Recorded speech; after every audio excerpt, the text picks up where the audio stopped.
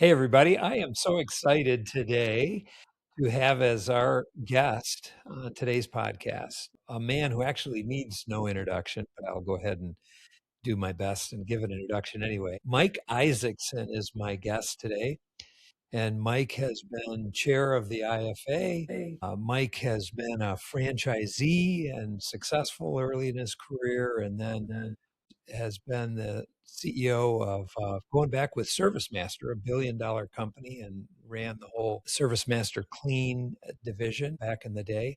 And then actually has been a franchisee again, but also a consultant helping companies grow and serving on many boards and has all kinds of success in his career. Mike, thank you for sharing on today's episode and working with us today.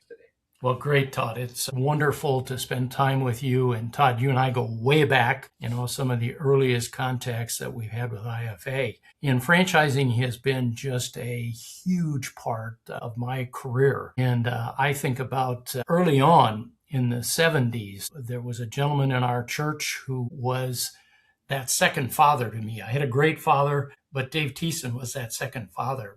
And Dave was a ServiceMaster franchisee in St. Cloud, Minnesota. As I was looking at career opportunities, I said to Dave, Dave, let me go to work for you. So I got to know him. He said, you don't want to go to work for me. You want to become a franchisee. So through his leadership and sponsorship and support, Jenny and I became franchisees of ServiceMaster in 1977. So you can do the math back to that point. And, Well, that's coming up on 50 years next year. Yeah, that's right. We were very young when we started, but Jenny and I both made a decision, and we felt God's hand truly in it, bringing us to Bismarck, North Dakota. A little tiny town at that time.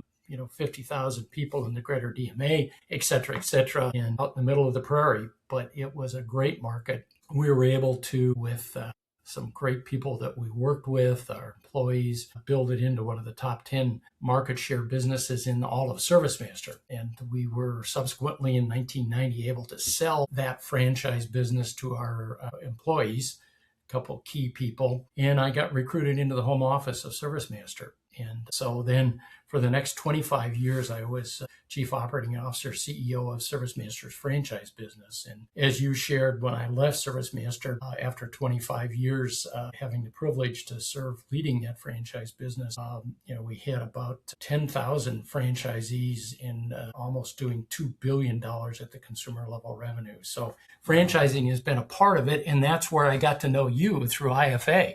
Yeah. We got involved, and IFA has been just a tremendous tool to support franchising through legislation, good franchising, but moreover, it's become a vehicle for extended, wonderful relationships. And I think that's the key part of franchising. It's all about the relationships. And you think about, long-term relationships are what pay off in any walk of life, but especially in franchising. And then fortunate enough to be selected to become chairman and move through the ranks, and still very much involved in IFA, but it's been a real blessing, and I see God's hand in the middle of it. Oh, yeah. Well, it's interesting. You bring back some memories, even going back to 2000 and 2001. I remember a IFA board meeting in Napa Valley where there was strategic planning that was going on. I remember talking about the three legs of the stool being franchisee, franchisor, and supplier, and all of those relationships.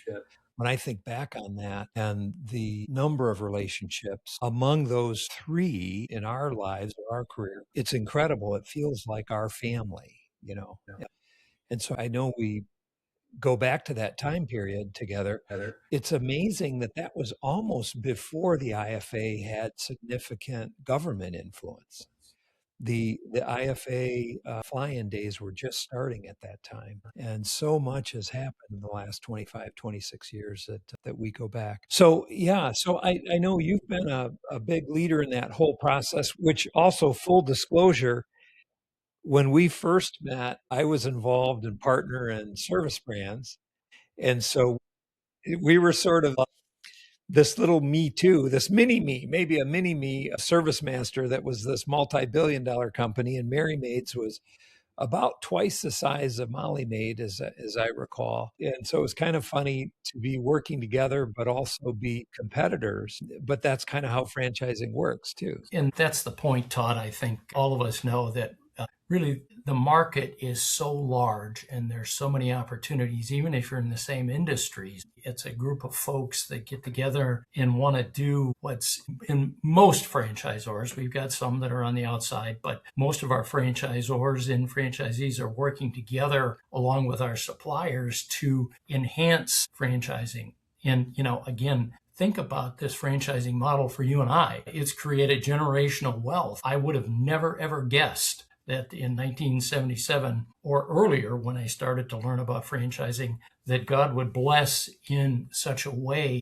that he has. And so this vehicle of franchising is very, very powerful. And you and I have seen thousands of men and women who have brought modest investments, especially in our industries, in the service industry. I recognize in hospitality and fast food, there's larger capital requirements, but even some of those folks bringing modest money in, but bringing in and following a pattern in a system. And, that very much is much like our Christian faith. We've got an operating manual that I call the Bible, that when you follow this Bible, that operating manual produces great results. And so that's kind of franchising in a way. The franchisor has his operating system, fall in, follow it, and there's accountability just as there is in our Christian faith. Yeah, absolutely.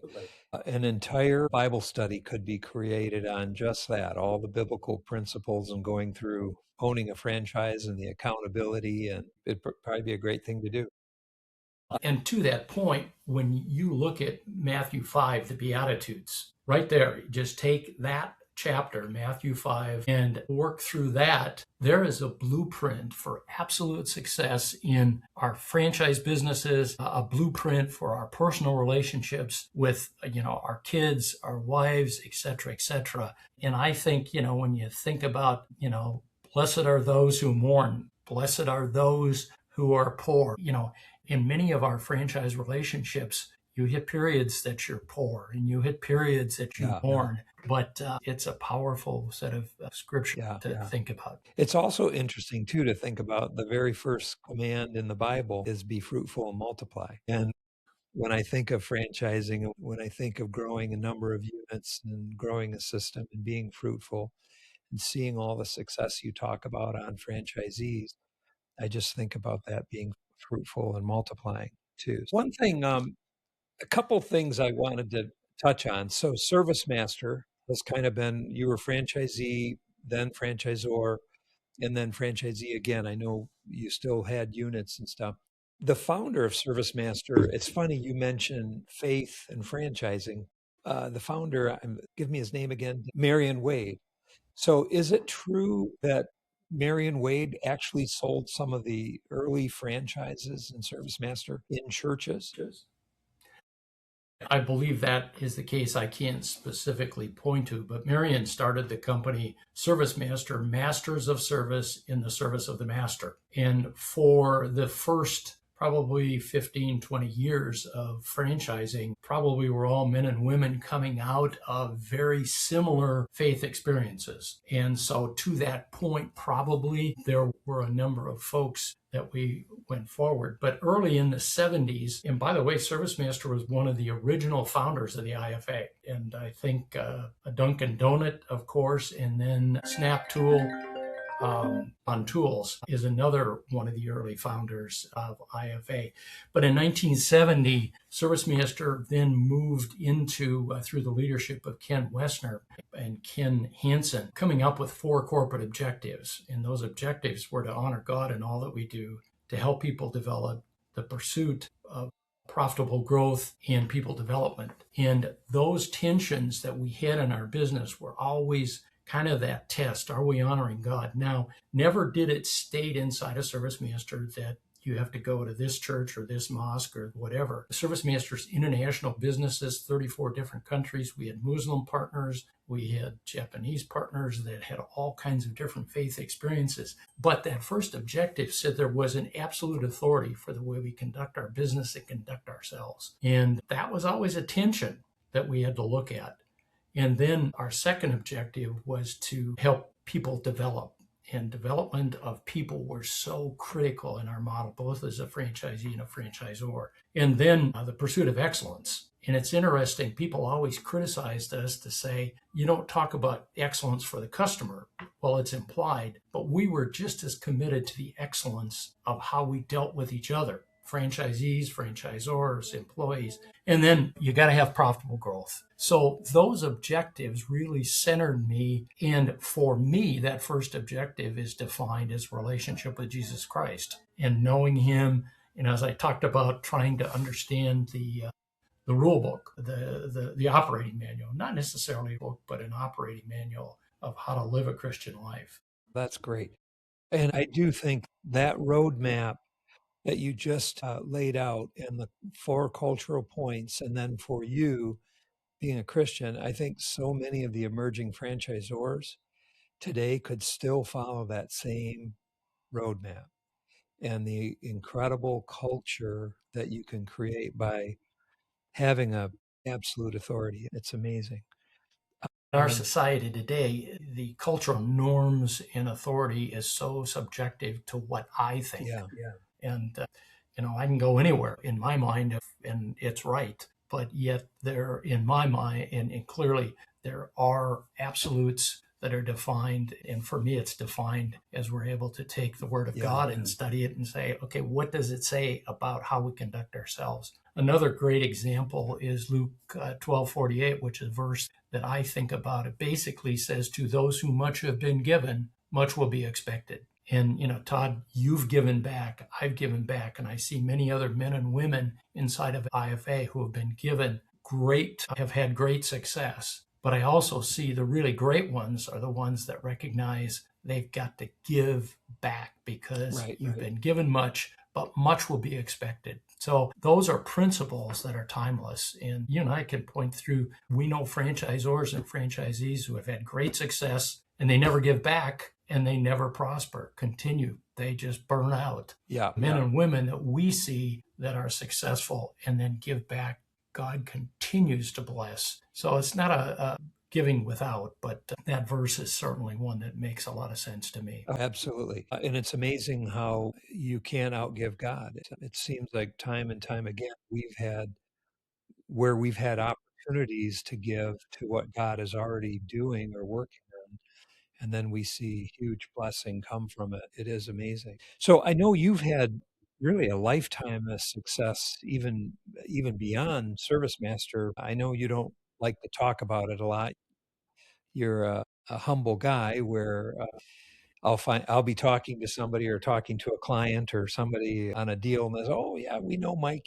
He serves on our board, And so I know you're on a lot of boards and private equity and stuff. And talk to us a little bit about what life entails after ServiceMaster and what you're up to today. Well, I've been really blessed that I've been able to serve with the private equity firm MidOcean, which is a firm that after my experience with ServiceMaster was taken private by CD&R, and CD&R is one of the top 4 or 5 private equity companies in the world. ServiceMaster in 2008 was taken private at that point. CD&R bought us for $2 billion, not million, $1 billion. Right. One of the first major franchise acquisitions. And CD&R purchased the company and did very, very well with it. But it also dismantled the components of ServiceMaster and walked away clearly from those corporate objectives. And ServiceMaster was then... So do they follow that culture anymore? Well, ServiceMaster now is owned by Rourke, the franchise portion of that business. Okay. They're not articulated as much as I think they could be or should be. Rourke's a fine company, but certainly has taken a different approach. But basically where I was going, I saw what CD&R did. And CD&R's model was basically, we're going to hold you, we're going to cut all the cost we can cut out of the business, reduce debt. then improve EBITDA, and then transact. Now, CD&R did that very successfully, but I think that model in franchising has some real concerns. And when I joined MidOcean, I felt a real different outlook and thought about franchising as we go forward. So I've been able to work with them. I also serve on the Empower Board, which is almost a mini franchise model of ServiceMaster, about $1 billion at the consumer level revenue. We have a great CEO, Scott Zeid, who was a franchisee, now leads that large business. And the focus on the franchisee is so important. And when we sell a franchise, we have an ethical responsibility. And, Todd, you talk about stories and wanted one. ServiceMaster sold during that period 200 to 300 franchises a year. And every month we had, depending on the month, 15 to 20 franchisees coming through training. And I, as you, have done a lot of public speaking and speaking to franchise owners, and don't get nervous. But the only time I would get sweaty and nervous is when I spoke to new owners, 20 new owners. And every owner walked around the room and we said, tell us about how you joined ServiceMaster and why. And certainly the objectives were there. And then we heard about how they funded it. We borrowed money from grandma, cashed in the 1K, sold the house, And Todd, I would actually get in the palm of my hand nervousness because I'd look out on that 20, knowing that we had a responsibility to do everything we could do to make that franchisee, to make Sally or Sam successful. But fully understanding they had responsibility in that equation as well. But because I'd look out on that group and 1 out of 20, something's going to happen that they're not going to make it. And did we fail or did the franchisee fail, or was it something that was just out of the control? But we as franchisors have a moral obligation to fulfill our responsibilities. And it's way more than the contract. It's way more than the FDD. It's that commitment that we have. Now, in the same breath, the franchisee has huge responsibility because sometimes you can't take a dead horse to, and sometimes. Yeah, exactly. We just heard at the summer board meetings, the gentleman that led the turnaround at Burger King mentioned that what he had learned from franchising is sometimes the franchisor has to perform above and beyond and not expect anything in return. Ultimately, they'll get the royalty in the end and they'll have their success, but sometimes they have to spend and invest and help the franchisees. I thought that was a great comment, and that falls in line with what you just said, that you had to do everything in your power to help the franchisee, and that's so true. Well, and I think there are seasons in franchising, and as you know, the development of franchisees, some franchisees at the beginning of their course need much more support than as they reach certain levels.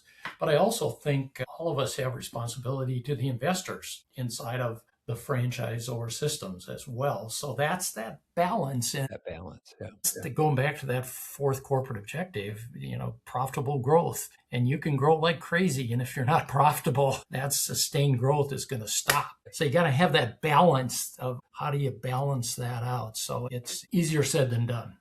Yeah. Well, one of the things I've always been impressed in knowing you, Mike, is you have, you've always pointed out, and you just did earlier in this talk, that you've had great mentors. And you mentioned having this man in North Dakota that led you into ServiceMaster. And then I know your father-in-law has been very, very special part of your life. And so talk to us a little bit about mentors and even having mentees. I mean, I happen to know a good friend, Omar Simmons, extremely successful man, but he looks to you as a great mentor. So you're giving back.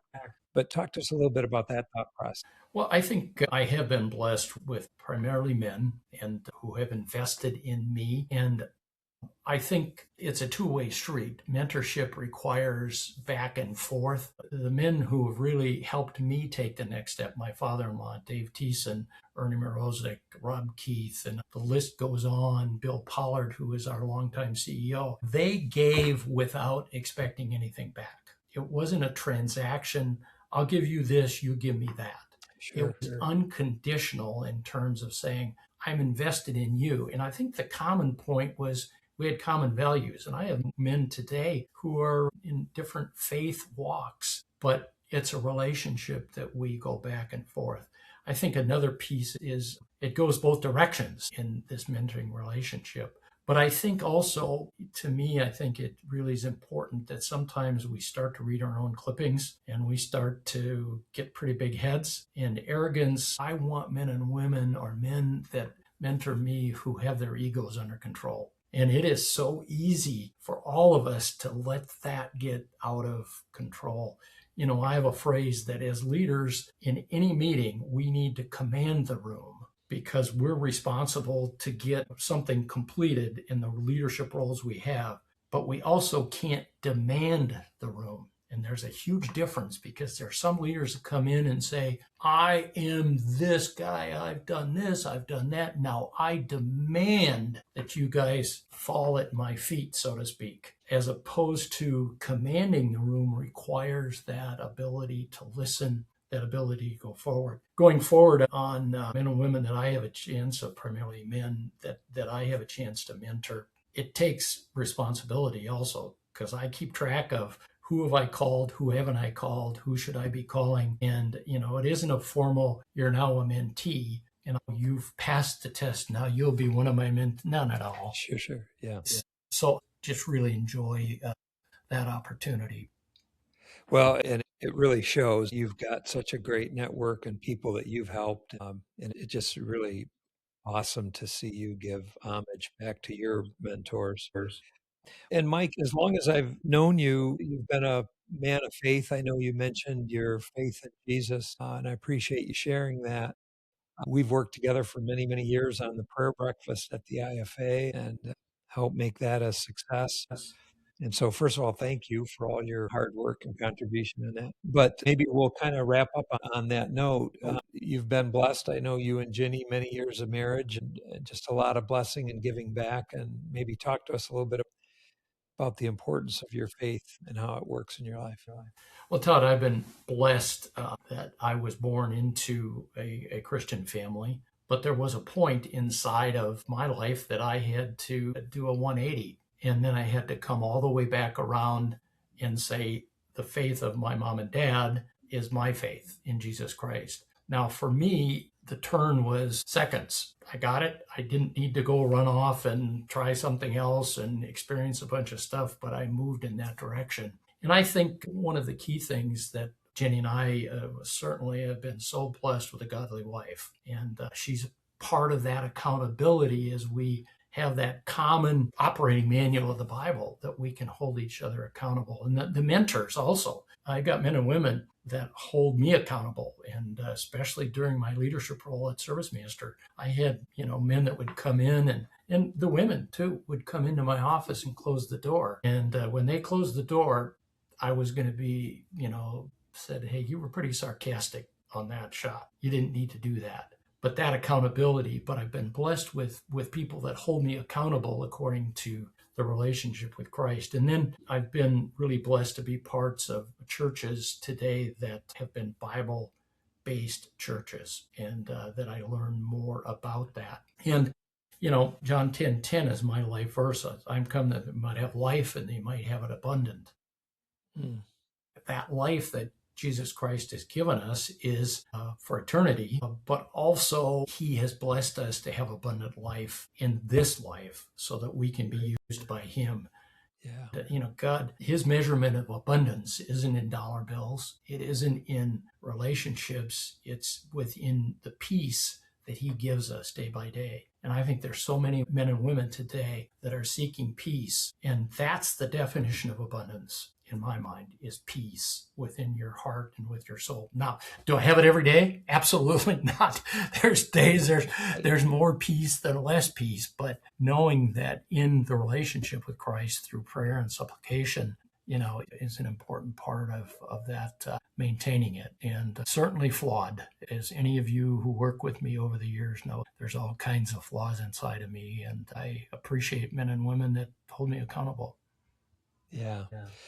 What a great testimony. Appreciate it so much. You sharing, you have been richly blessed, and we're blessed by hearing your words and your love of Jesus. Just thank you, Mike, for all you've done for the IFA and for all you've done for the people in your systems and for the people you're mentoring. And you and Jenny both are an inspiration. And we just want to thank you for all you do. Well, Todd, thank you and appreciate the opportunity. And, we're just here to be used by the good Lord. And hopefully people see Jesus Christ instead of me, that they can see right through me and see him as opposed to Mike. So God bless you all. Amen. Thank you.